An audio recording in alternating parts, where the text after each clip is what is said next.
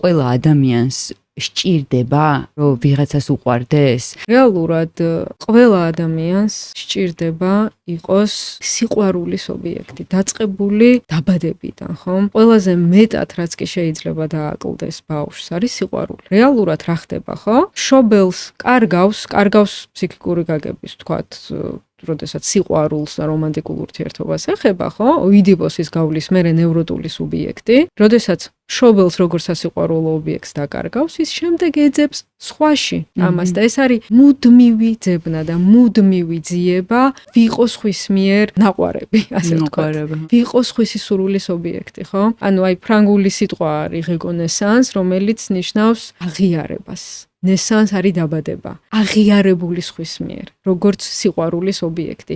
ეს არის ფუნდამენტური მოთხოვნილება ყველა ადამიანის და ეს არის ბუნებრივი და ეს არის ნორმალური, ამაში ცუდი არაფერი არ არის. მაგრამ ორი ადამიანი, როდესაც ხვდება ერთმანეთს, ხომ? ორივე თავის ფანტაზმურ სფეროში ფუნქციონირებს, ასე ვთქვათ, რა არის ფანტაზმი?